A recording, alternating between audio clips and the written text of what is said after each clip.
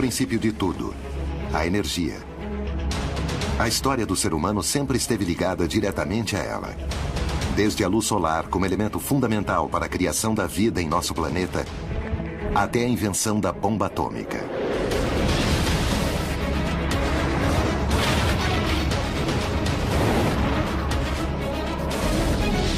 O ser humano aprendeu a explorar a energia, mas nunca imaginou que sua própria avareza o levaria a uma situação insustentável e sumamente perigosa.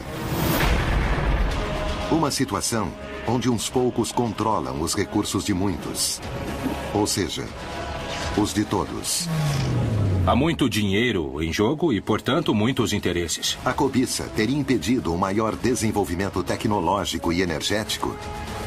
Há muitos interesses de grandes grupos econômicos frustrados no poder. Pode uma sombra obscura ter ameaçado o destino de homens valentes que tentaram mudar o mundo em que vivíamos? Quem está movimentando os fios de nosso presente? Poderíamos estar vivendo em um mundo muito melhor? Quem tem nosso futuro em suas mãos?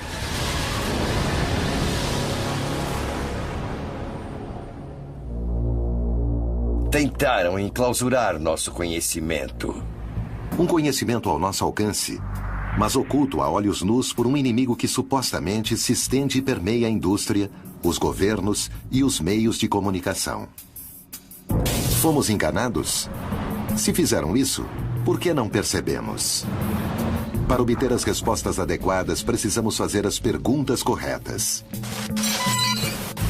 Por que dependemos de um recurso escasso que gera terríveis consequências? O planeta está em crise. O que houve com as pessoas que tentaram nos mostrar uma visão diferente do mundo? Vários homens lutaram e continuam lutando contra a incompreensão, a inveja e as ameaças e a sua privação de liberdade. Existem os que acreditam que houve uma conspiração contra seus projetos. Não resta dúvida de que foram atacados deliberadamente. Em suas vidas, pode estar a chave do que aconteceu com eles e do que está acontecendo conosco. Mentiras, traições, sabotagem e morte. Esta é a história dos sonhos e invenções de pessoas que enfrentaram os maiores obstáculos. E de pessoas que, como nós, talvez vivam enganadas sem saber. Mas, sobretudo, é a história do principal suspeito na sombra. O poder por trás da energia. Power.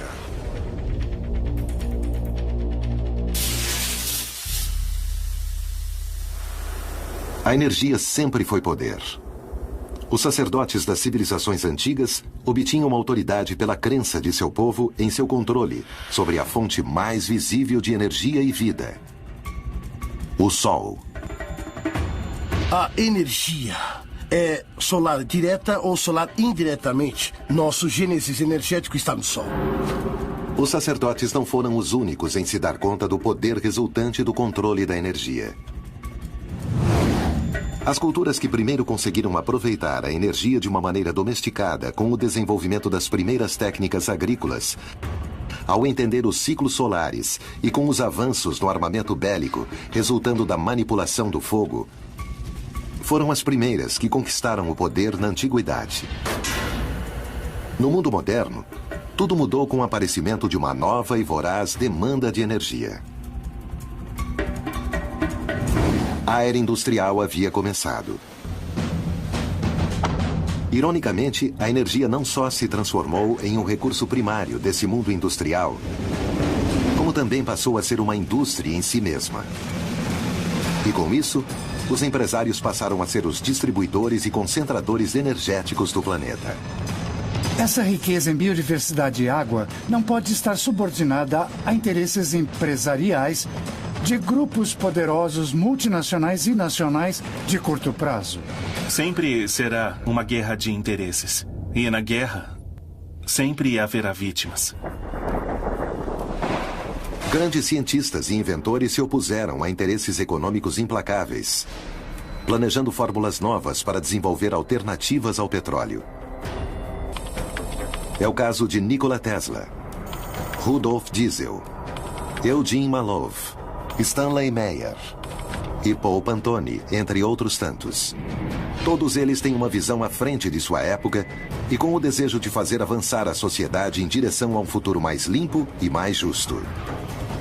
Desde a transmissão sem fio de energia até o uso de combustíveis alternativos, esses homens dedicaram suas vidas a buscar as soluções para os problemas que enfrentamos como sociedade. Na verdade, se pudéssemos identificar uma coisa para baixar o preço, para reduzir a pobreza, certamente nós escolheríamos a energia. A revolução do carvão alimentou a revolução industrial. E com isso, as civilizações realmente avançadas são baseadas nos grandes avanços da energia. O tema da energia em nível mundial está ganhando uma importância cada vez maior no século XXI. O que está em jogo é nem mais nem menos que a sobrevivência da humanidade. Estamos simplesmente sendo os cúmplices desse capitalismo global e das empresas transnacionais, que estão provocando um problema de iniquidade gigantesco no mundo todo e que, se isso continuar, as tensões podem ser crescentes e chegar a um momento crítico que acho que ninguém quer. A escala de valores está totalmente de cabeça para baixo. Tudo o que importa é o dinheiro. Em um tempo muito recente, Iraque.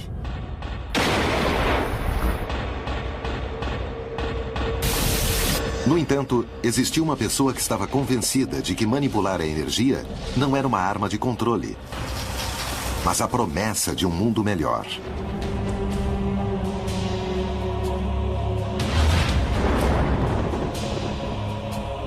Nikola Tesla. Quando chegou aos Estados Unidos, o mundo estava a ponto de mudar para sempre.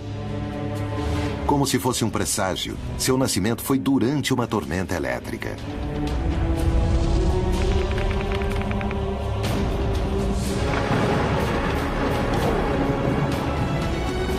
Desde muito pequeno ele tinha visões, era meio místico e se imaginava no futuro controlando a água e controlando a eletricidade. Seu pai era sacerdote e queria que Nikola seguisse seus passos.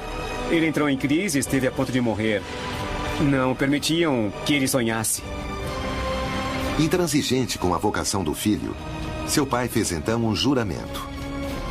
Se seu filho sobrevivesse, permitiria que ele estudasse engenharia. Tesla ouviu que se ele se recuperasse, poderia fazer o que ele desejasse. E então tomou a decisão de estudar engenharia. Tesla não era um estudante comum. Logo se destacou. E seus professores não entendiam a sua capacidade de realizar operações de cálculo avançado em sua mente. Essa mente poderosa o levou a vislumbrar o futuro. Durante uma visão, Tesla desenhou um diagrama de sua invenção na areia. Logo nasceria a corrente alternada, algo que usamos todos os dias no mundo todo para transmitir a luz elétrica.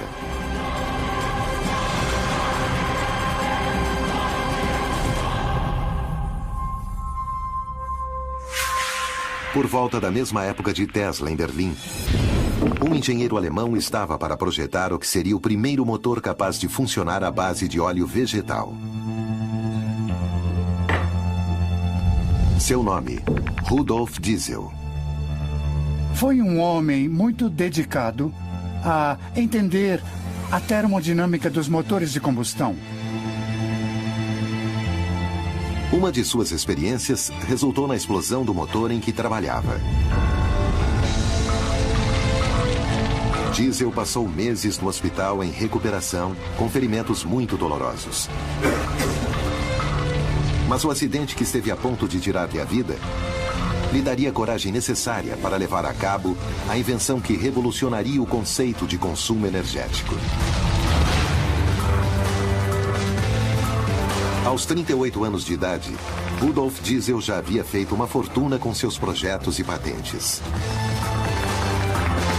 Em uma feira em Paris, finalmente apresentaria ao mundo o motor que levaria o seu nome. Ele queria que o motor de combustão tivesse um aproveitamento muito maior e eficiência, que fosse mais barato, mais útil, com menos desperdício e menos poluição. Lamentavelmente para Diesel, seus interesses chocariam com dois poderosos adversários: a indústria incipiente dos combustíveis fósseis e o governo alemão, que temia que os projetos do pesquisador pudessem cair nas mãos da Inglaterra. As mentes brilhantes sofreram perseguições, sofreram boicotes. Seriam esses inimigos capazes de detê-lo? Durante séculos, aquelas mentes que ultrapassaram os parâmetros da ciência conhecida foram repudiados, em especial por aqueles instaurados no poder. Inclusive Galileu, que é considerado o pai da ciência moderna, que morreu em prisão domiciliar, cego e julgado pela Igreja por sua convicção de que a Terra girava ao redor do Sol. Quantos foram os cientistas censurados e quantos terão perdido a vida por isso? Fazem artificialmente que pareçam que essas coisas estejam fora de hora. São realizadas através de agentes humanos e às vezes com práticas argumentáveis, controvertidas e que às vezes levam a essas tragédias. Muitos homens perderam a vida pelo simples fato de estarem a serviço do conhecimento da humanidade. Parece que desconhecemos bastante sobre as tecnologias que nos rodeiam e seus criadores. Aos que estão no poder não convém que sejamos informados. São os mesmos que impedem o desenvolvimento de certas invenções. Os casos a seguir, se estiverem certos, mostrariam uma realidade arrepiante. As teorias de Malov, Meyer e Pantone não são mencionadas em quase nenhuma das faculdades de engenharia do mundo. E por esse motivo, seus trabalhos são praticamente desconhecidos. Em outra faculdade, na Universidade de Utah, Estados Unidos, em fins dos anos 80, uma dupla de cientistas, Martin Fleischmann e Stanley Pons, afirmavam que haviam conseguido produzir energia de qualidade a partir da fusão a frio. Um professor egresso do Instituto de Tecnologia de Massachusetts, Eugene Malov, não só apoiava a teoria, mas também assegurava que as notícias ridículas que suas experiências sofreram da mídia eram devido a interesses mais poderosos do que o bem-estar da humanidade. Na ciência existem os que a desqualificam que é impossível obter resultado. E principalmente os que a desqualificam são os físicos nucleares, os que têm milhões e milhões de dólares em investimentos públicos do Estado, das universidades para construir reatores nucleares. Malov era professor de jornalismo científico da Universidade de Boston e no Instituto de Tecnologia de Massachusetts.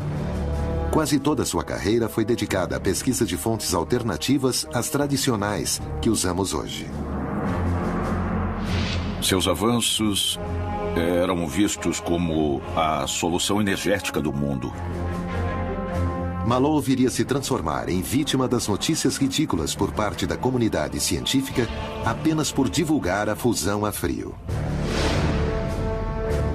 Querem nos tratar como crianças e nos fazer crer que avanços como a fusão a frio são coisas que só existem na ficção científica. Contemporâneo de Malov, há quase 3 décadas em Ohio, um inventor surpreenderia o mundo com um simples vídeo amador. Este é o desenvolvimento de células de combustível de água que podem ser usados em carros experimentais. Stanley Meyer dizia ter inventado uma máquina que só precisava de água para conseguir o hidrogênio, usado como combustível. Suas pesquisas surgiram da preocupação que causou o embargo do petróleo de 1973 por parte dos Estados Árabes aos Estados Unidos e seus aliados. O que eu vejo é que a maioria das pessoas é muito egoísta. Havia literalmente filas de pessoas tentando abastecer seu veículo com gasolina. Os brasileiros foram testemunhos de como isso afetou seu país na década de 70, a ponto de ser o estopim para que o Brasil buscasse uma solução nos biocombustíveis. Até 1975, o Brasil dependia exclusivamente de importações de petróleo para manter seu sistema de transporte e indústria funcionando. A crise do embargo propiciou, no caso de Meyer, um patriótico desejo de buscar uma alternativa consistente aos combustíveis fósseis, dos quais já se sabia que não poderíamos depender por muito mais tempo. Nesse caso, depois de muitos anos de ser renegado com seu desenvolvimento, conseguiu legalizar patentes. Uma vida de luta. E ele seria reconhecido como inventor do ano pela prestigiosa edição do Who is Who in America. Stanley Meyer podia rodar até 150 quilômetros com 1 galão de hidrogênio sem poluir. Seu veículo impulsionado por água, na verdade, parecia uma espécie de Volkswagen. Era como um carro velho. Mas, basicamente, ele descobriu a forma de produzir combustível. Era hidrogênio, mas combustível a partir da água. Segundo Meyer, ele havia conseguido separar o hidrogênio do oxigênio na molécula de água, para posteriormente queimar o hidrogênio e fazer funcionar seu motor com um impacto quase imperceptível ao meio ambiente.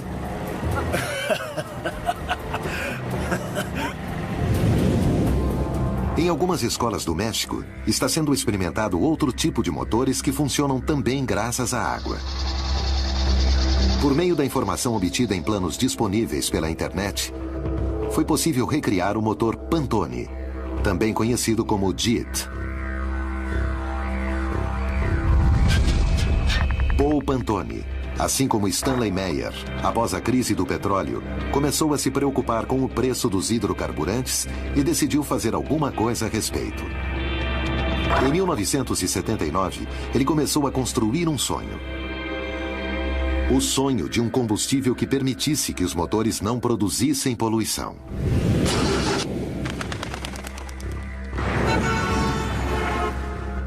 It is a miniature refinery, like I said, that atomically breaks down all the fuel in the chamber so that it's all used as energy, with no pollution.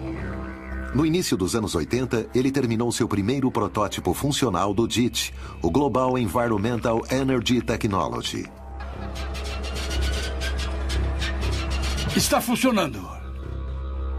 O negócio por trás da energia poderia ser afetado por essas mentes brilhantes que tentaram mudar o mundo. Sabotagens, conspirações, torturas psicológicas.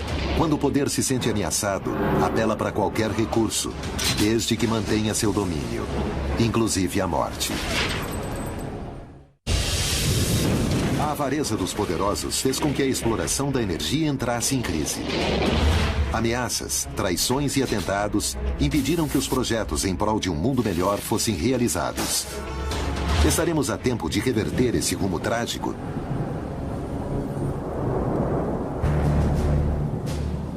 No conflito da energia, sempre houve dois lados. Os que quiseram impulsionar seu desenvolvimento até limites inimagináveis e os que viram nisso um negócio. Tesla pensava que seria possível obter uma fonte de energia inesgotável. Mas quando seu futuro parecia ficar mais promissor, seus verdadeiros problemas começaram. Ao chegar nos Estados Unidos, ele só tinha 4 centes no bolso, alguns poemas e uma carta de recomendação dirigida a uma pessoa muito especial, Thomas Alva Edison. Na carta escrita por Charles Beckelor, um funcionário da empresa de Edison na Europa, era possível ler: Sr. Edison, conheço 2 grandes homens. O primeiro é o senhor. O outro é o jovem que leva esta carta. Tesla estava entre um grande inventor, um grande cientista e um louco que planejava coisas as pessoas não entendiam. E isso, é claro, criou também muitas dificuldades. Dizem que ao ler a carta, Edison o contratou imediatamente. Mais adiante, Tesla descobriria que seu empregador passaria a ser o seu pior inimigo e que seu sonho se transformaria em um pesadelo. Edison jamais cumpriria suas promessas. Foi muito conturbada sua relação infeliz com Edison, que o manteve sempre ameaçado, subjugado. Edison foi considerado herói nos Estados Unidos, mas para Tesla foi o grande inimigo. Ao negar um pagamento a Tesla, Edison se excusou, dizendo que seu funcionário não entendia o humor americano. Segundo o empresário, tudo havia sido uma brincadeira. Tesla estava tão mal que decidiu demitir-se e acabou montando sua própria companhia elétrica. Nikola Tesla imaginou um mundo onde a energia fosse um recurso infinito. Uma coisa com a qual começaria a sonhar muitos anos depois. Nós o vemos nas caricaturas como os Jetsons. Toda essa imaginação coletiva que tinham do futuro, da imponderabilidade de que a energia era vasta. Para ele, a energia podia ser retirada das tormentas, das correntes de água, do sol e, inclusive, dos raios cósmicos. Essa energia poderia ser transmitida de maneira sem fio a qualquer dispositivo receptor. Veículos, casas e eletrodomésticos seriam alimentados sem a necessidade de baterias, cabos ou qualquer combustível. Tesla entendeu a energia como um elemento ao nosso redor, que podia ser transmitida e recebida através do espaço, não necessitando, inclusive, de condutores como cobre. Seu sonho era poder aproveitar uma energia livre, sem barreiras e inesgotável.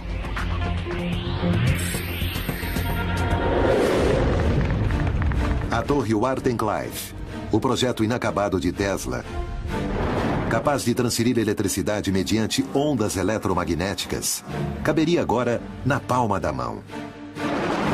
Os telefones celulares que utilizamos hoje em dia talvez tivessem aparecido décadas antes, assim como os primeiros computadores.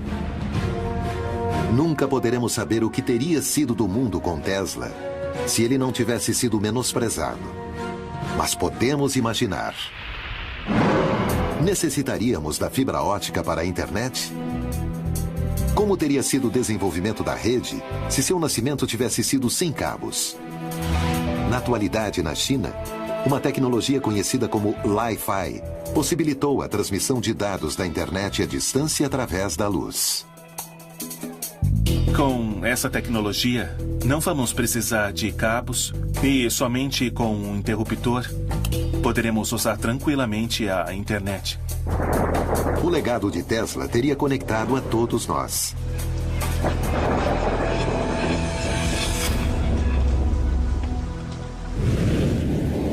Há casos similares ao de Tesla na América Latina, como do psicanalista brasileiro Norberto Kepp. Esse pesquisador, assim como Tesla, acredita que a energia é algo que nos rodeia. Ele disse que o vácuo é repleto de energia. E o próprio vácuo é a energia. Os planetas, o corpo humano, a matéria não se sustentam no universo por causa de forças intrínsecas à própria matéria. Mas seriam sustentadas por uma energia que envolve a matéria. Dois engenheiros, César Sous e Roberto Frascari, decidiram pôr a revolucionária teoria do Dr. Kepp em prática, fabricando um motor muito versátil, que utiliza a energia que se encontra no ar e a matéria para o seu funcionamento. O motor Kepp pode substituir qualquer tipo de motor. Os que funcionam com velocidade, os que funcionam lentamente, os que têm maior torque, os que têm baixo torque, e sempre com uma eficiência superior. Um motor que vai economizar de 70% a 90% da energia de que o Brasil precisa. O que é que impede ou evita que o motor Kepp seja conhecido e receba maior apoio? Agora nós fazemos isso com nossos próprios recursos e é muito difícil a gente conseguir sócios ou investidores nesse sentido, porque há muitos interesses envolvidos. Imaginem quantos interesses, quantas empresas, quantas multinacionais estariam envolvidas. Parece que as dificuldades encontradas por esses pesquisadores são sempre as mesmas. Suas descobertas são vistas mais como ameaças do que como avanços. Temos uma fonte de energia que é inesgotável, que não é poluente. Na América Latina, uma descoberta pode estar à altura ou inclusive superar em sua revelação as anteriores. Arturo Solis, um médico mexicano, conseguiu patentear uma bateria que funciona graças a um processo natural praticamente desconhecido. descobriu uma reação química que era desconhecida no ser humano, mas que é uma fonte de energia que é praticamente infinita. Porque a melanina, na presença da luz e da água, produz eletricidade durante centenas e centenas e centenas de anos. Considerada comumente como um pigmento, a melanina pode conter a chave do futuro? A primeira vez que pude acender um LED com baterias de melanina foi em 2006. E esse LED continua aceso dia e noite. E está aceso e continuará, já que a melanina é a substância mais estável que se conhece. Como isso poderia chegar a afetar nosso mundo? O que precisa de energia, podemos corrigir com a energia da fotossíntese. Na realidade, todas as fontes de energia são úteis, mas esta vai nos permitir, pela primeira vez na história da humanidade, iluminar a Terra sem aquecê-la. E isso muda totalmente o panorama. Por que, então, não foram feitas mais pesquisas neste campo? O que está acontecendo na atualidade? E o que podemos fazer quanto ao futuro? A fotossíntese representa uma ameaça para os interesses de alguns grupos? Mas é claro que sim. Quais são os principais obstáculos que eles enfrentam ao patentear suas invenções? O primeiro país que me concedeu a patente foi a Rússia. E foram 4 anos. O advogado de patentes dos Estados Unidos uma vez me explicou que os Estados Unidos haviam demorado tanto porque estavam revisando a patente secretamente do Departamento de Energia da agência. O investimento que eu tive de fazer foi todo do meu bolso, do meu trabalho diário. Assim como esses pesquisadores latino-americanos, Tesla acreditava que a meta final devia ser o bem-estar humano.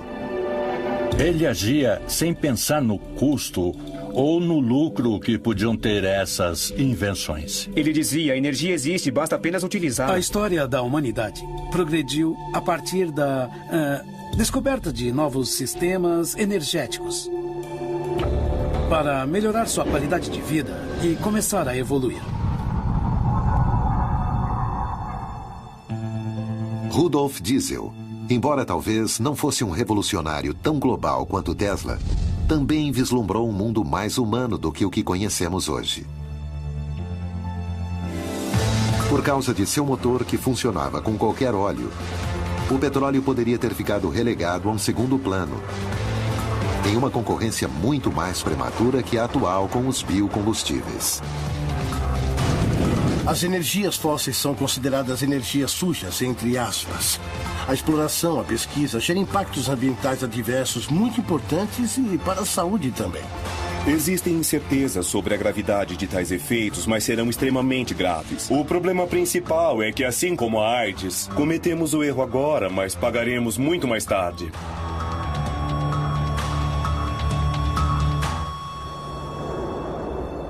Antes de morrer, Diesel prognosticaria o seguinte: o uso de óleos vegetais como combustíveis pode parecer insignificante hoje. Mas esses óleos podem se transformar com o tempo em combustíveis tão importantes quanto o petróleo ou o carvão o são em nossos dias. O próprio Diesel chegou a fazer alguns ensaios, alguns testes com o óleo de amendoim. O mundo de Diesel teria sido similar ao Brasil atual, com uma matriz energética diversificada e balanceada entre os hidrocarbonetos e os biocombustíveis. Nós temos a produção de combustíveis líquidos como etanol, como biodiesel, que são produzidos dessa forma sustentável. Indubitavelmente, se diesel tivesse recebido o apoio de quem precisava, teria transformado o uso da energia, porque teriam utilizado óleos vegetais em vez de petróleo. A atividade agrícola teria sido impulsionada seguramente pela natureza do combustível. Estaríamos utilizando o carvão do presente e não o carvão do passado. E além disso, teríamos um nível de poluição muito menor. Entrada da fábrica. Para entender o presente e poder planejar o futuro, primeiro devemos conhecer o passado.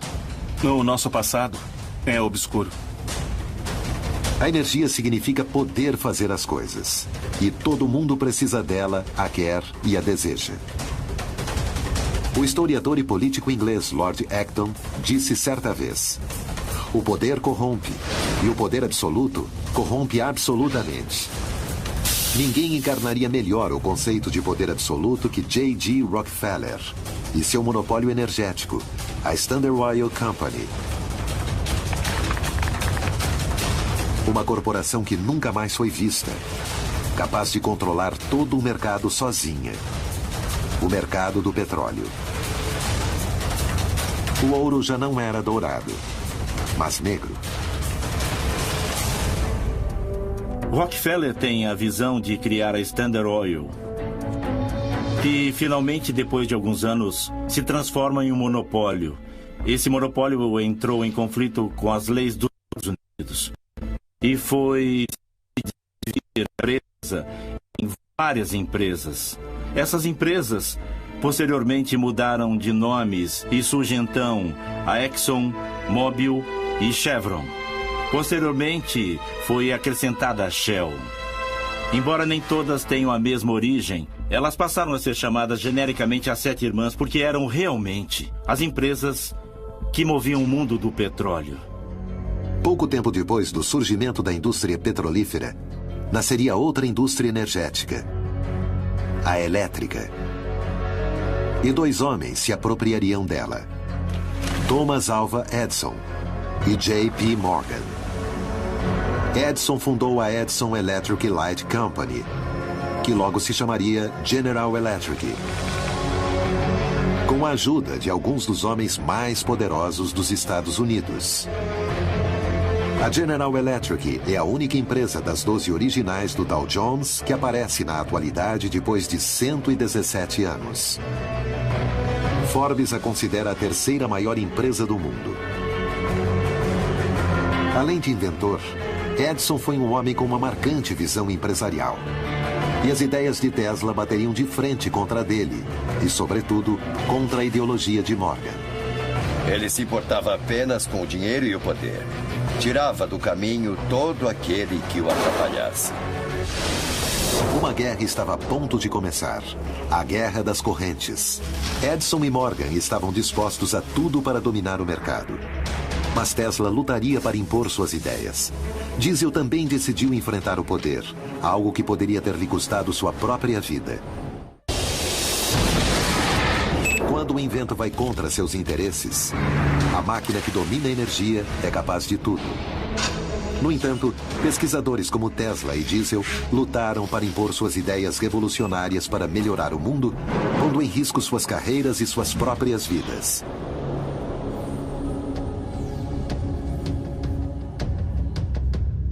A história nos tem mostrado como foram formados grupos de interesses ao redor de tudo aquilo que é um recurso, como o petróleo e a eletricidade. Há muitos motivos pelos quais é muito difícil progredir no que se chama pesquisa e desenvolvimento. Os desentendimentos entre Edison e Tesla constituíram um claro exemplo das dificuldades que os inventores podem chegar a sofrer. A relação entre eles se torna muito difícil quando Tesla cria o sistema de corrente alternada.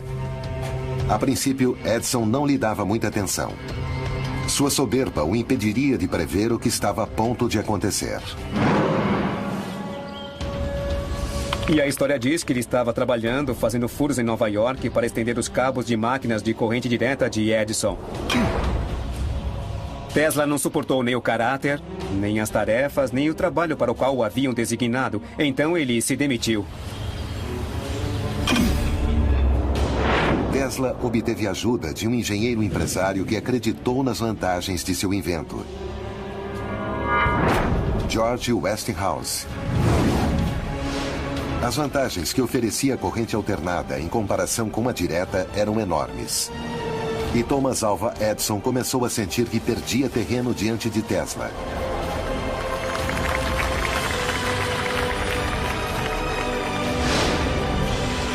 Então começou a criar publicidade negativa sobre o invento de seu rival, executando animais em público para difamar a corrente alternada. O que Edison fazia era terrivelmente diabólico. Ele eletrocutava animais ao vivo, em público, assim como uma espécie de circo. Apesar de tudo, Tesla e seu aliado Westinghouse ganhariam finalmente a guerra quando obtiveram o contrato para pôr os geradores nas cataratas do Niágara. Recebendo tanta publicidade que Edison foi incapaz de sabotá-los. Conta-se que, até 1910, 1912, o Comitê de Prêmio Nobel de Física havia postulado a Edison e a Tesla para o Prêmio Nobel de Física.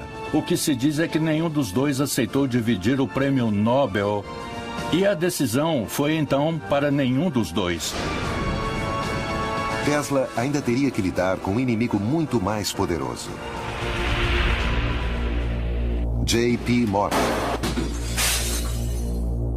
Rudolf Diesel também se chocaria com os interesses de duas indústrias gigantescas, a petrolífera e a militar. Havia nascido na França, havia passado a infância na França, foi mandado aos 12, 14 anos para a Alemanha. Então ele não estava casado com uma nação. Ele poderia aceitar a proposta da Inglaterra ou da França, que lhe ofereciam implementar seus motores em submarinos, e os alemães queriam adiantar-se a isso. O motor de diesel não só era muito mais eficiente energeticamente que o resto dos motores de sua época. Tinha a característica que podia funcionar com um combustível que podia ser obtido de vegetais. Isso dava ao motor diesel uma grande vantagem, mas ao mesmo tempo atrapalhava o crescimento econômico que as petroleiras poderiam projetar a partir da venda maciça das naftas.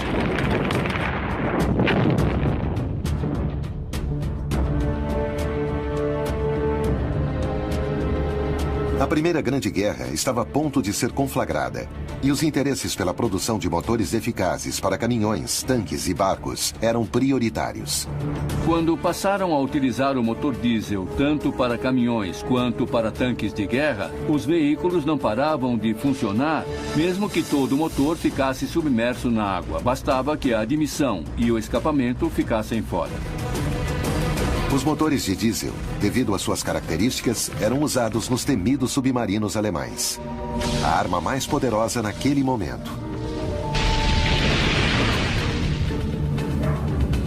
O inventor ignorava os perigos a que estava a ponto de se expor. O caso diesel é interessante porque mostra de que maneira, apesar das conspirações, finalmente a tecnologia pode terminar por se impor. Apesar de gozar de um gênio excepcional, Tesla, o inventor do século XX, como passou a ser chamado, terminou seus dias ignorado e esquecido. Sua queda começou quando o financiamento de suas pesquisas ficou nas mãos de J.P. Morgan, o sócio de Edison. Morgan percebeu o potencial que tinha a transmissão de ondas de rádio e decidiu financiar Tesla em seu projeto de construção da torre Wardenclyffe. Mas Tesla não só queria transmitir ondas de rádio com a torre, mas também eletricidade sem fio, capaz de ser usada por qualquer um, onde quisesse. Isso chocava diretamente com os interesses de Morgan. Como isso interferiria em seu negócio? Morgan tinha um monopólio sobre o cobre com que eram fabricados os cabos. De nenhuma maneira iria permitir que a pesquisa de Tesla progredisse. Ao ficar sabendo das intenções de Tesla, J.P. Morgan detém imediatamente o financiamento e logo a torre é demolida, prejudicando a reputação de Tesla para sempre. Além disso, seu laboratório foi saqueado e seus planos desapareceram.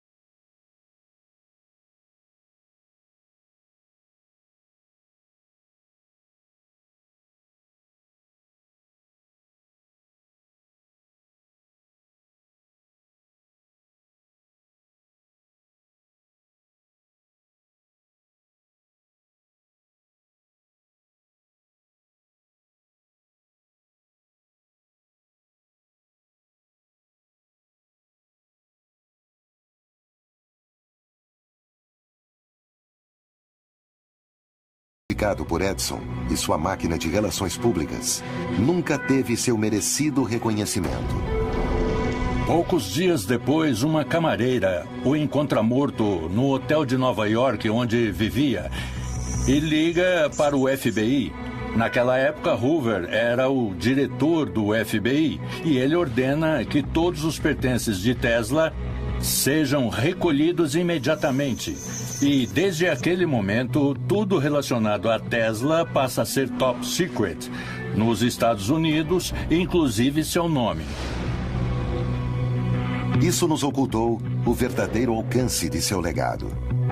Tesla ficou totalmente ignorado. Ele saiu dos âmbitos universitários, acadêmicos, teóricos, filosóficos, não aparecia. Até que outra vez, estendendo sua pesquisa, e a importância de tais pesquisas é que outra vez voltou a nascer um mito e a história desse gênio da humanidade. Na era da informação, é cada vez mais fácil ter acesso ao conhecimento. Talvez hoje, o encobrimento não seria tão simples quanto antes. Já não se pode enganar todas as pessoas o tempo todo. Bem, também não se pode adiar e frustrar uma contribuição valiosa para sempre. Antes de morrer, Tesla disse enigmática e profeticamente: o presente é deles, mas o futuro pelo qual realmente trabalhei é meu.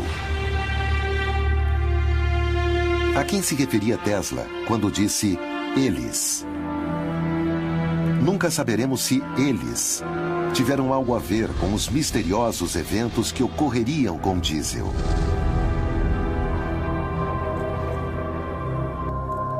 Rudolf Diesel subiu a bordo do vapor Dresden com a intenção de reunir-se com empresários que fabricavam seu motor em Londres. Naquela noite, jantou no restaurante do barco e retirou-se ao seu camarote por volta das 10 da noite, pedindo que o chamassem às 6h15 da manhã do dia seguinte. Pela manhã, Diesel não respondeu. Ninguém da tripulação tinha notícias dele. Dias depois, outra embarcação de origem holandesa encontrou o corpo sem vida de Rudolf Diesel flutuando na embocadura do rio Escalda. Em seguida, disseram que havia sido suicídio, pois se dizia que o cientista tinha problemas financeiros e de depressão. A morte que Diesel sofreu pode ter sido tramada por interesses do petróleo ou talvez por serviços de inteligência alemães ou ingleses. É possível encontrar o motivo de alguns alemães malvados que o queriam morto, com certeza. Que as circunstâncias de sua morte não foram as mais normais. As pessoas costumam morrer na cama. Rudolf Diesel começa com seu projeto em 1899. Em 1913, amanhece flutuando em um rio. Então, não há muito o que pensar, não, dos grandes interesses que existem no petróleo. O certo é que ele desapareceu, mas sua vida não. Qualquer que seja o motivo, Rudolf Diesel não viveu para ver o desenvolvimento de seu engenhoso invento. E nós jamais poderemos saber qual de suas teorias é certa. Antes de morrer, Diesel deixou por escrito sua visão de um futuro em que o petróleo não seria a indústria dominante. Ele viu um futuro com combustíveis alternativos. Uma visão que é amplamente compartilhada por especialistas na América Latina. A América Latina tem a matriz energética mais limpa do mundo. Mas o motor de diesel, em princípio, funcionava com uma ampla variedade de combustíveis. Após sua morte, os motores diesel só se desenvolveram para funcionar exclusivamente com derivados do petróleo. Casualidade? Conspiração? Ou oportunismo? Um multimilionário se suicida, cai no rio. Isso tudo pelo dano que o dinheiro ia lhe causar? Não, eu acho que a teoria da conspiração é muito bonita, muito romântica e muito atrativa e que deve ser explorada. Mas não temos nenhuma prova, não tivemos nunca nenhuma confissão de um alemão, não tivemos nunca nenhum testemunho de nenhum fato criminal. Alguém o empurrou pela borda, ou talvez ele tenha saltado. Não sabemos. Talvez nunca saibamos a verdade do que aconteceu a Diesel. Mas sabemos que ele não foi o único que sofreu um destino misterioso e trágico. Defensor da fusão a frio e da energia livre, Eugene Malov também teve um final tão dramático quanto suspeito. Por que certos inventos progridem e outros não? O que há por trás das mortes de alguns pesquisadores? A história da energia está marcada por traições, sabotagens, vítimas fatais e uma grande dúvida: quem controla realmente nosso destino? O poder que as grandes indústrias energéticas controlam conta com uma capacidade econômica descomunal. Seríamos capazes de reagir contra uma máquina assim? Pode alguém demonstrar sua existência? Eu acho que é uma conspiração contra o interesse do público em geral. São essas empresas que consideram que há uma conspiração que vem de fora e de que tentam realmente mudar as coisas ou buscar fontes renováveis de energia. A indústria de hidrocarbonetos tem uma grande vantagem hoje em dia. O campo não está bem nivelado. Favorece uma indústria que já existe há muito tempo e está trabalhando para manter esse poder. O que pode fazer um único indivíduo contra uma máquina assim tão grande e eficaz? É provável que esse indivíduo não consiga mais do que acabar na falência, desacreditado. Eugene Neff Malov tentou reverter a forma com que concebemos a produção energética. O futuro era, segundo ele, a fusão a frio, uma reação nuclear à temperatura ambiente, onde dois núcleos atômicos se fundem para formar um maior, liberando uma grande quantidade de energia. Isso supõe uma fonte de energia inesgotável, econômica, limpa e ao alcance de todos. Malov defendia a fusão a frio conseguida por Stanley Pons e Martin Fleischmann. No ambiente universitário, etc., foi uma grande comoção. Em condições diluídas e com um sistema muito doméstico, eles conseguiram demonstrar e publicar que se gerava uma energia com um fenômeno de fusão de hidrogênio e hidrogênio a hélio, mas que ocorria em forma diluída, com os hidrogênios que estavam na água. O mundo, asseguravam, seria um lugar completamente diferente. Uma dona de casa seria capaz de produzir em seu lar uma enorme quantidade de energia de forma segura, barata e limpa. Seria como ter um reator nuclear, do tamanho de uma caixa de sapatos, abastecendo a todas as necessidades de uma família média.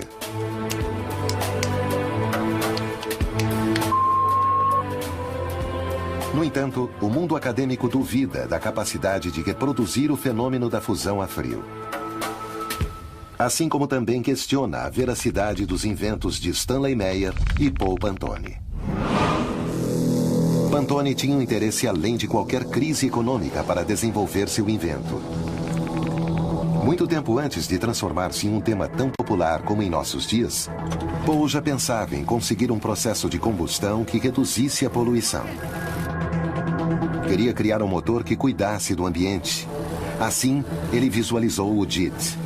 Um homem que simplesmente queria deixar uma impressão melhor quando partisse que a que encontrou ao chegar. Esse é um sentimento que, com certeza, eu apoio. Segundo Pantone, neste preciso momento poderíamos modificar qualquer motor para que, em vez de gasolina, funcionasse, em sua maioria, com qualquer líquido. E só utilizaria uma pequena porcentagem de combustível convencional para a partida. Seu segredo, o plasma criado a vácuo. O que realmente ele desenvolve é o que chamam os engenheiros químicos um reformador de plasma. O plasma, muitos o identificam como o quarto estado de agregação da matéria. Parte da base de que o combustível pode ser mais bem condicionado para fazer a combustão. O agregado de água em alguns motores de combustão interna pode chegar a produzir diminuição na poluição. Nós temos que atender a uma nova restrição. E essa restrição tem a ver com a emissão de dióxido de carbono. E isso é uma coisa que com certeza tem que chegar a zero. Poderiam os motores de Pantone mudar o panorama de cidades como México e Santiago do Chile, melhorando a vida de milhões de pessoas? Há alguém nessas cidades que já está fazendo algo e não sabemos. Luiz Carlos Queiroz é um inventor mexicano que começou a sonhar com isso há alguns anos. Quando menino e via um carro funcionar, quando passava um carro levando pessoas, eu me admirava em pensar quem poderia imaginar como um carro funciona. Depois de estudar administração e trabalhar arduamente, o empreendedor mexicano por fim contava com os recursos para levar a cabo sua visão. Bom, chegou o momento, no ano 2000, precisamente em que ele disse, bem, eu quero realizar o meu sonho. A primeira coisa que queríamos fazer era um transporte público onde se levasse as pessoas, mudando o famoso bicitaxi por um veículo elétrico, já que o trabalho dos bicitaxis é um trabalho totalmente desumano.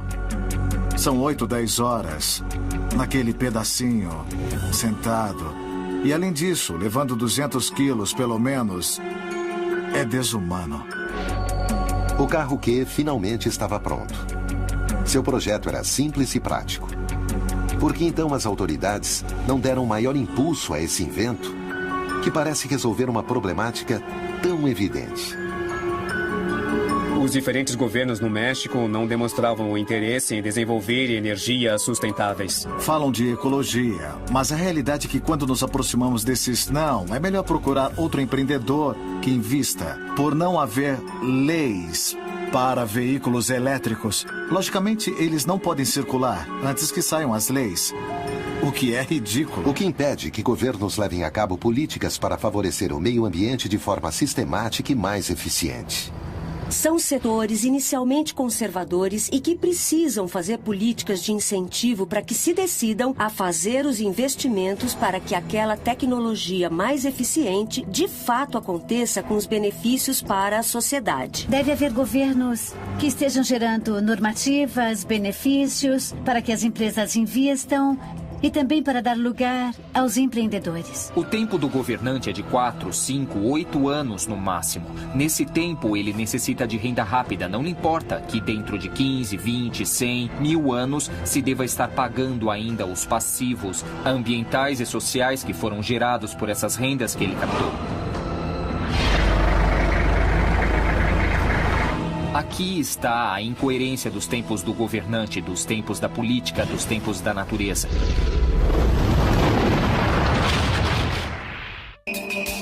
No caso de Eugene Malov, ele denunciava que uma comunidade científica com fortes interesses havia feito todo o possível para menosprezar, através da mídia, sua campanha a favor da fusão a frio.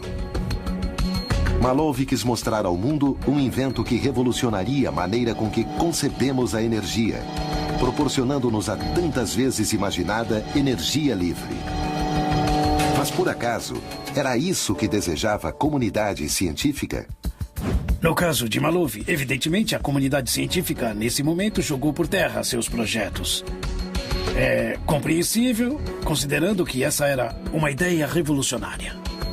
Malov decidiu fundar a sua própria organização para a pesquisa da fusão a frio e as energias alternativas.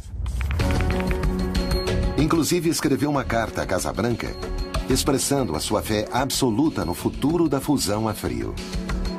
Houve um vácuo, nesse momento, no qual ele não foi escutado, como tantos outros. Mas alguém não o ignorou. E Malov começou a receber ameaças para que parasse com sua pesquisa, ou sua vida correria perigo.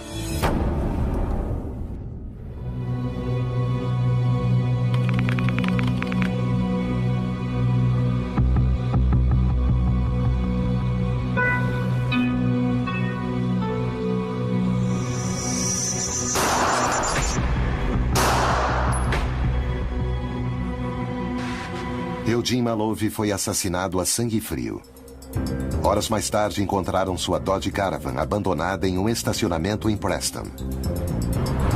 A polícia informou que havia evidências de resistência, o que indica que Malov enfrentou seus agressores. O caso foi considerado como intenção de roubo. Será casualidade que nada da casa tenha sido roubado? Seus avanços eram vistos como a solução energética do mundo e, por motivos desconhecidos, ele foi morto. No mínimo, afetou certos interesses. Eles tentaram tirar Malov dali e levá-lo para outro lugar.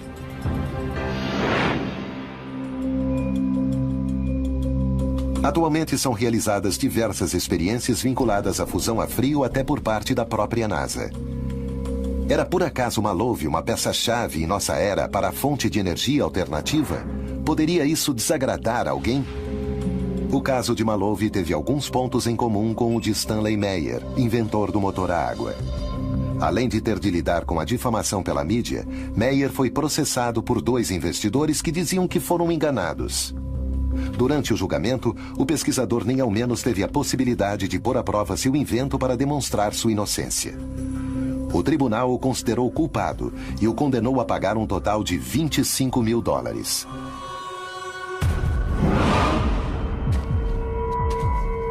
Segundo Meyer, um personagem obscuro, representando interesses do Oriente Médio, aproximou-se dele com uma proposta. Ofereceram a extravagante soma de $1 bilhão em troca da venda da sua patente para, em seguida, fazê-la desaparecer. É difícil falar porque você pode pensar também que não desenvolver uma tecnologia nova, você pode estar deixando de ter um mercado novo de um produto com um valor superior e que você poderia, inclusive, ganhar mais. Mas para Meyer, sua invenção do motor a água era um aporte para a humanidade, não um negócio. Assim, ele recusou as ofertas. A partir daí, Meyer denunciou que recebia ameaças telefônicas. Estaria alguém se empenhando em evitar que suas descobertas ficassem conhecidas? Muitas o vídeo que Stanley Meyer usou para mostrar à simples sociedade seu invento rapidamente deu a volta ao mundo. Por exemplo, essa tecnologia está aproveitando o poder que a água nos oferece. Este injetor de água que nós vemos aqui hoje nos dá uma forma muito econômica de conversão e faz com que um automóvel convencional funcione com água normal. Todas as grandes empresas, os grandes interesses nunca tocaram o coração para defender a vida de um ativista ou de um inventor. São perseguidos, assediados e mortos. O motor a água, criado por Meyer, poderia ter revolucionado o cenário energético mundial. Talvez por isso seu desenvolvimento foi truncado pelo dramático destino de seu inventor.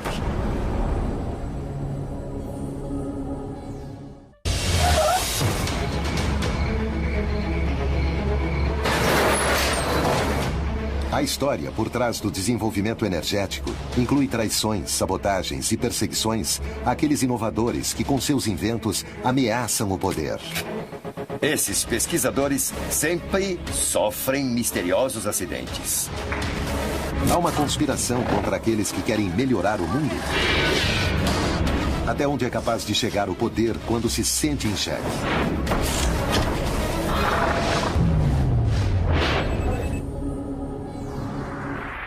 Stanley Meyer propunha o uso de um simples adaptador para abandonar os hidrocarbonetos por completo.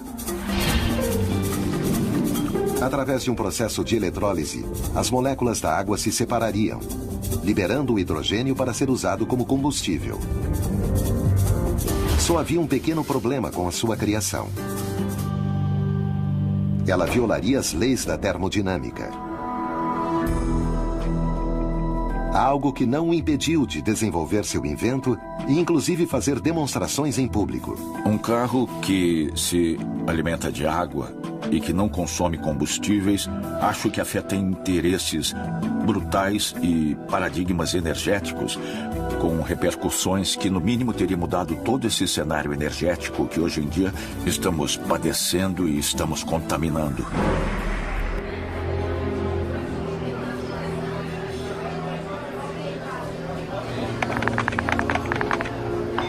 Stanley Meyer jantava em um restaurante em Grove City quando se encontrava à espera de uma reunião com investidores belgas.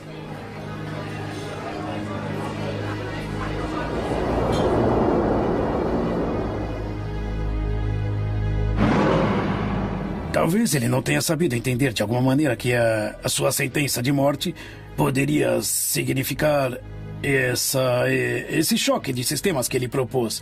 Foi um erro, talvez político. De acordo com a versão dada por testemunhas, em pleno jantar, Meyer sentiu-se sufocado. Deu um salto em seu assento e fugiu para o exterior do restaurante, gritando que o haviam envenenado.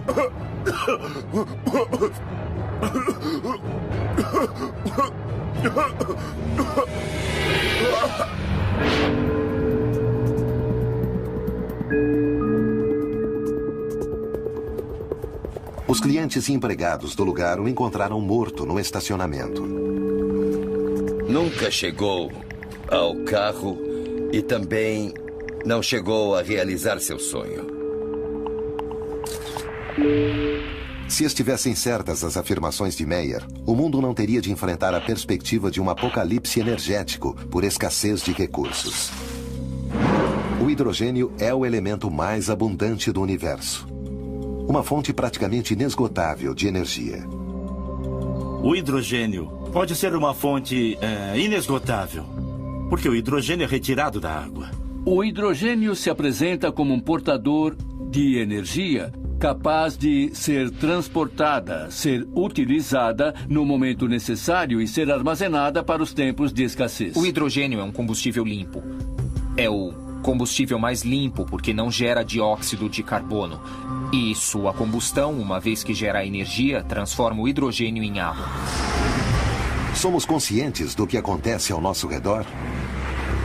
Foram desacreditadas tecnologias mais avançadas que as que temos à nossa disposição? Nesse caso, quem financiou os estudos científicos que as desautorizam? Temos pesquisado de onde vêm esses estudos, quem está pagando para que os cientistas participem de tudo isso. E isso sai de uma indústria. Talvez veja a indústria do combustível renovável como um desafio. Do que nos privaram? Por que nossos governos não disseram nada a respeito? É muito fácil sentar-se e ter o tempo todo muitíssimo dinheiro, receber todos os dias muitíssimo dinheiro de petróleos mexicanos como parte de seu orçamento e o resto importa muito pouco. E é aí que estamos realmente envolvidos na América Latina e que claramente há grupos que estão no poder, que preferem o lucro rápido sem levar na devida consideração os custos ambientais e sociais que muitos desses projetos podem ter. O que aconteceria se os pesquisadores recebessem grandes somas de dinheiro para desenvolver seus inventos? Se houver algum lucro, as coisas se fazem sem nenhum problema. A candidatura brasileira à Copa do Mundo resultou que em Brasília fosse construído o primeiro estádio de futebol totalmente autônomo em termos energéticos e com zero de emissões. Este projeto tem uma característica única. Eu creio que, no atual momento, talvez seja o mais importante estádio até então construído. A nossa preocupação foi desenvolver uma arquitetura que reduzisse todos os custos para a manutenção do estádio, e isso ao longo de todo o tempo. O estádio se abastece de energia solar. Além disso, uma membrana no teto se encarrega de reter a poluição que é produzida no lugar. Suas zonas verdes se abastecerão de água recolhida da chuva. E todos os seus espaços estarão habilitados de maneira que entre grande quantidade de luz natural. Por isso é que eu afirmo que realmente esse projeto é hoje, sem sombra de dúvida, o mais moderno, o mais, tecnologicamente falando, o mais completo. Talvez nas próximas Copas do Mundo e, Olimpíadas e etc., isso possa ser incorporado nos novos estádios. Segundo se fala sobre Paul Pantone, quando ele criou seu processador multicarburantes, JIT, se viu rapidamente angustiado por uma série de manobras legais para acabar com seus avanços.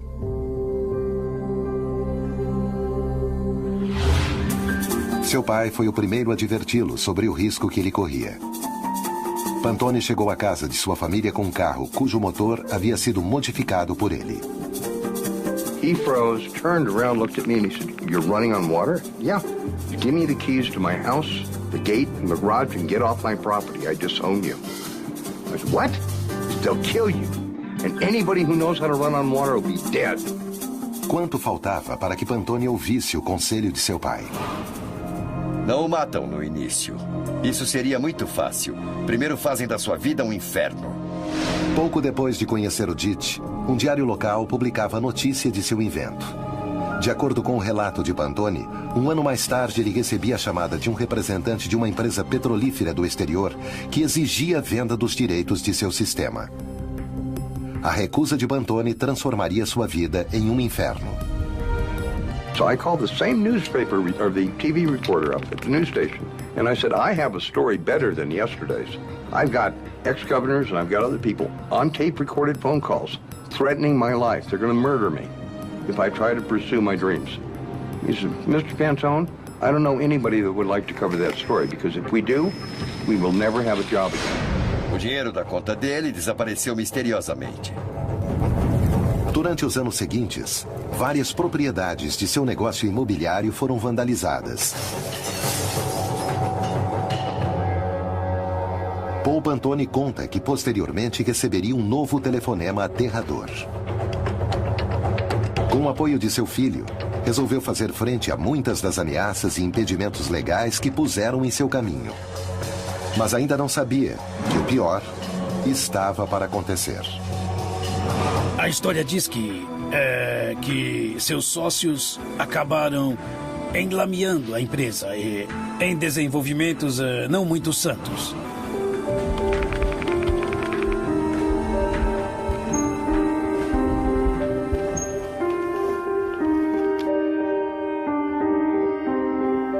Seria o estado de Utah o lugar ideal para iniciar um processo legal contra Pantone e assim levá-lo à miséria?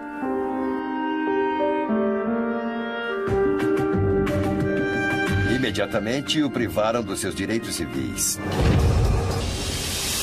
Tesla, Pantone, Diesel, Malov, Meyer. Valeu a pena o esforço desses homens em enfrentar as adversidades ou os inimigos que se opuseram aos inventos revolucionários e que alcançaram seu objetivo obscuro? A energia sempre foi um recurso-chave na história do homem.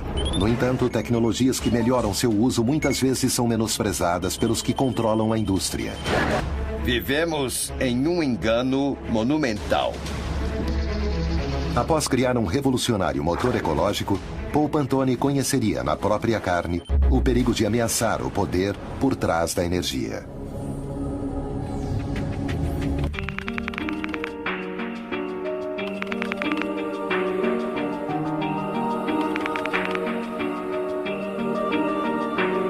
O mundo geralmente celebra tudo aquilo que represente um avanço para a humanidade.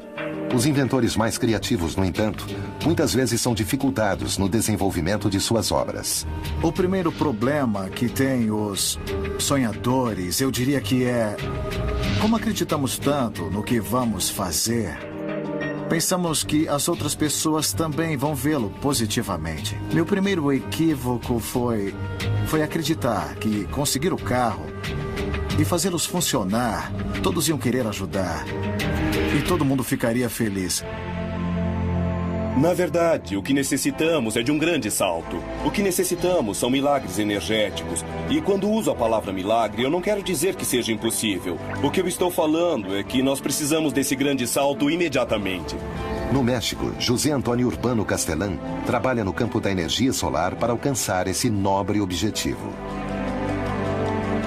Gosto de um reator nuclear que se encontra a 150 milhões de quilômetros e que nós chamamos de Sol. Por que, se no México temos tanto Sol, não exploramos como tal? Sim, temos muito petróleo. É verdade que extraí-lo nos custa $3 e podemos vendê-lo a 90. Mas é um recurso finito e que contamina. Pensemos que, por exemplo, uma única hora de energia solar tem a energia necessária para abastecer o mundo todo por 1 ano. É verdade que não temos nem o conhecimento nem a tecnologia para aproveitar essa energia. Por isso, a palavra-chave é inovar. As estufas solares de Urbano Castellan são uma alternativa única para aproveitar a energia térmica do Sol. Como funciona a estufa urbana? Tem 610 espelhos. São espelhos planos. Estão posicionados de tal forma que todos incidem em um ponto. Ali temos uma serpentina pela qual estamos fazendo circular o IT reciclado de detrito. Nós o aquecemos a 300 graus e então podemos dispor desse calor latente, captado com o sol para cozinhar nossos alimentos.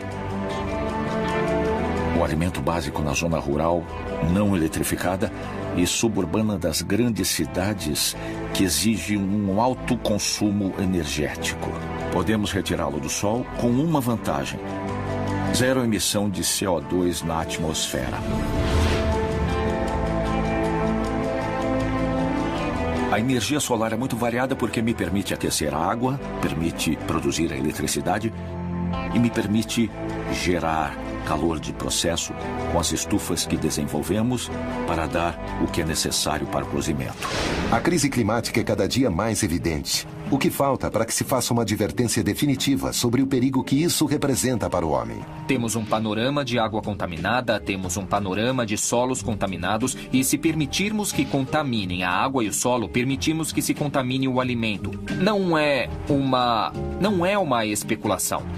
Já existem muitos dados técnicos. O cenário otimista seria que a sociedade em geral tomasse consciência e dissesse: embora eu tenha hidrocarbonetos, não posso continuar queimando-os e vou passar para as transições energéticas nobres, porque cada vez somos mais, cada vez consumimos mais energia e cada vez estamos extraindo mais recursos não renováveis. Por que achamos que temos o direito de retirar tudo hoje? E por que achamos que temos o direito também de contaminar a água e o solo de todos os seres humanos que vêm daqui por diante nessas zonas mineiras? Quem nos deu esse direito? Esses são os elementos de reflexão de que necessitamos. Devemos insistir que, contra a mineração, os efeitos da contaminação em escala humana são para sempre.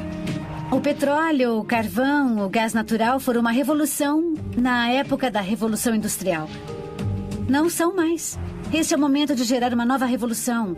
Temos que gerar a revolução do século XXI, que é a revolução da sustentabilidade. E quando falo disso, falo da sustentabilidade econômica, social e, naturalmente, de um novo sistema energético, que esteja baseado no uso das energias alternativas. Paul Pantone também imaginou um planeta diferente, onde os carros funcionassem com o DIT, o seu sistema. Este adaptador seria capaz de fazer funcionar qualquer veículo com 80% de água como combustível. Mas o sonho de Pantone se transformou em pesadelo. Isso de poupar 80% de combustível, quando eu, petroleiro, fiz meus grandes investimentos e estou fazendo perfurações, acaba com meus esquemas de recuperação de investimento. Então começo a subjugar Pantone como um louco para que sua ideia comece a afundar. Os testemunhos próximos a ele contam uma experiência arrepiante, talvez a maior de todas. A forma pela qual foram tratados, a forma com que Paul Pantone foi tratado, para mim, é uma abominação. Seu destino foi o pior lugar em que um homem pode terminar. Um hospital psiquiátrico. Os médicos determinaram que deveriam medicar Pantone. Durante 3 meses, ele deveria receber fortes psicotrópicos com a desculpa de voltar a deixá-lo competente, segundo eles. Na luta para libertá-lo, foram apresentadas 2 provas psiquiátricas que confirmavam sua estabilidade mental. Soube que não consideraram as provas e nem ao menos teve uma legítima defesa. Pantone estava definitivamente condenado. Well, I'd broken my foot. On about the 3rd month I was there. And instead of fixing it, they just put me in a wheelchair. When I couldn't walk anymore, that was it. Put him in a wheelchair. Still didn't want to fix it. They drilled out every tooth. Then they had to go in and cut the gums. And when they saw teeth growing in again, they got really upset. So then they took me to a surgeon, and they ground down the bone, and then sewed it all back up. Ele sofreu muitas pressões e várias torturas psicológicas. E terminaram fazendo com que ele merecesse o lugar onde estava. Embora resistisse e não tomasse seus medicamentos por temer ver afetadas suas faculdades mentais, o futuro de Pantone se desenhava nele. Pressentia que não ia durar muito mais tempo. Toda a esperança parecia perdida. Finalmente, seu filho David conseguiu chamar a atenção de um senador. Ao ver a falta de assistência médica e as condições em que Pantone se encontrava, o congressista entrou imediatamente em ação.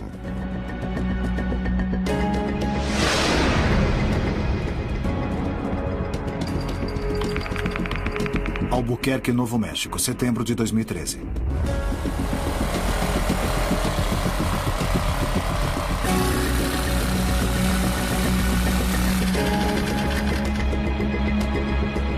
Isso vai na minha mesa, no lado direito.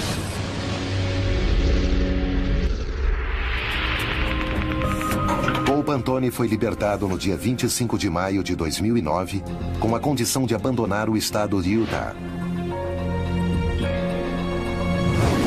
Eu me senti traído. Contratei um advogado após outro. Passei por 12 ou 13 advogados. Todos levavam o meu dinheiro. Diziam que me representariam, mas depois voltavam e me diziam: a única forma de representá-lo é você me dar sua patente. E isso não ia acontecer. Enquanto a crise climática cresce, o poder por trás da energia usa todos os seus recursos para manter seu domínio. Qual é o caminho para sair dessa encruzilhada? Quem são os novos pesquisadores? E o que estão fazendo para mudar o mundo? Eles sabem que arriscam tudo, inclusive suas próprias vidas? A história da energia esconde sabotagens, traições e mortes duvidosas. Certos inventos são consagrados enquanto que outros caem no esquecimento. Quem são os pesquisadores que, apesar de tudo, lutam contra o poder, embora suas vidas estejam em risco? Pantone, Meyer, Maloof, Diesel e Tesla parecem ter vivido na própria carne a presença do poder. Nunca poderemos ter a certeza. Seremos nós também vítimas, sem saber? O que nós podemos fazer se o poder por trás da energia é tão grande? Ou só nos fizeram acreditar nisso? Temos menosprezado nossa capacidade de conseguir mudanças? E o papel dos cidadãos é fundamental. Nós precisamos entender que as pessoas têm o poder, o povo é quem tem a última palavra. Temos que conseguir maiores fundos para a pesquisa. Necessitamos dos incentivos do mercado. Necessitamos difundir a mensagem. Um avanço energético, com toda certeza, é o mais importante. Nunca antes foi mais fácil conseguir isso. Graças a tecnologias digitais, o fluxo de informação é tal que a censura é praticamente impossível. Mas entre tanta informação, onde procurar? Por onde começar?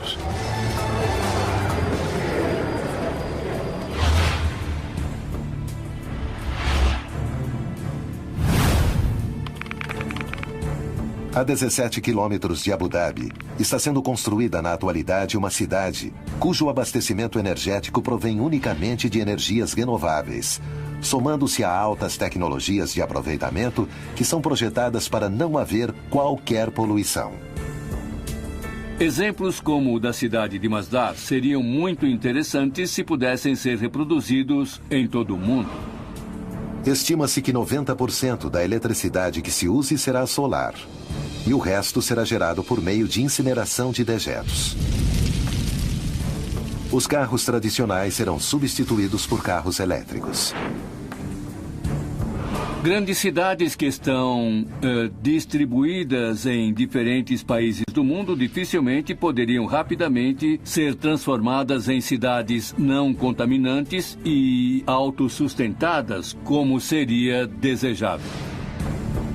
Investimentos como o da cidade de Masdar, em Abu Dhabi, e o Estádio Nacional de Brasília, nos demonstram que, quando existe o interesse econômico, é possível solucionar nossas necessidades mais urgentes. Acho que o que está acontecendo é que agora as pessoas começam a tomar consciência de que as energias alternativas não somente são boas para o planeta, mas além disso podem ser rentáveis. E pode haver um negócio. E precisamos que isso aconteça.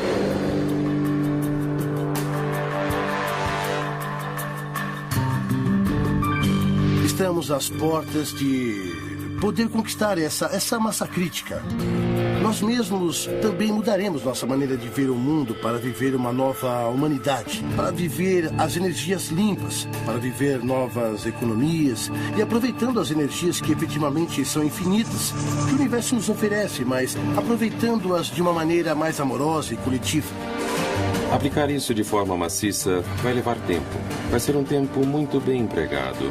E além disso, muito interessante porque estamos abrindo um novo panorama, completamente diferente. Temos novos desafios para resolver para os próximos 1000 anos. Na verdade, nós somos o problema. Somos nós que geramos a crise ambiental. E é importante tomar consciência disso. Não há como jogar a culpa nem nas empresas, nem nos governos. Somos nós. O importante é assumir essa responsabilidade. Porque os governos fabricados por essas empresas, por exemplo, quem os usa? Somos nós. Então, nós somos o problema, mas também somos a solução. Há pessoas, pelo que sei, que baixam planos da internet e os aplica e funcionam. Na verdade, com muitas inovações também acontece isso. Assim, não é nada melhor que democratizar os conhecimentos dessa maneira.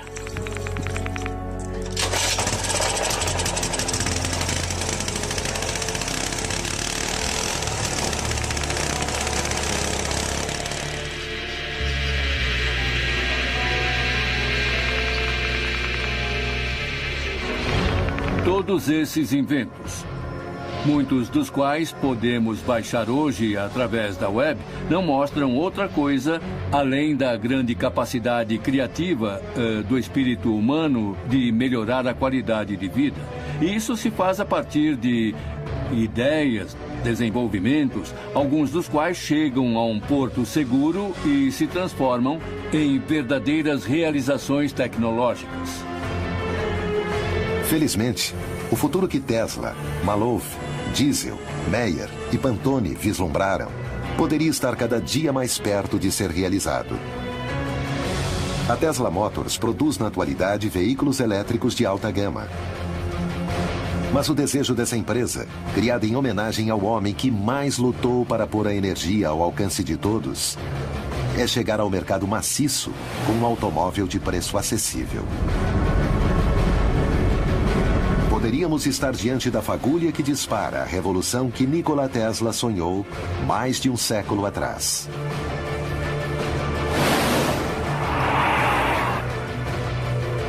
Eu costumava participar de um jogo com meu filho menor, David. Eu lhe dizia, preciso que você me diga qualquer invento que você imagine, qualquer coisa que se lembre. Diga-me uma coisa muito original a partir da sua imaginação. Eu fiz isso até ele completar 11 anos e meio. Ele não só me deu 21 inventos em 10 minutos, mas também me contou como seriam os comerciais para lançar cada um. Meu Deus, que foi que eu criei? Eu perguntava a mim mesmo, se era possível fazer com que uma criança de 11 anos lance ideias sem mais nem menos? Por que não estamos animando as crianças a serem inventores, em lugar de dizer-lhes que só podem fazer o que diz o livro? Talvez, como enunciam, o futuro será muito diferente do que a humanidade sonha. Os transportes serão outros. As economias e os governos sofrerão mudanças. E as energias limpas ganharão terreno. O importante é saber que no universo, a energia reina em tudo, inclusive no homem. O único capaz de modificar sua própria realidade. Poderemos algum dia encontrar uma fonte de energia que substitua o petróleo? Que destino terão os que dedicam sua vida a pesquisar teorias que vão contra os interesses mais poderosos? As dúvidas crescem, mas o tempo está acabando.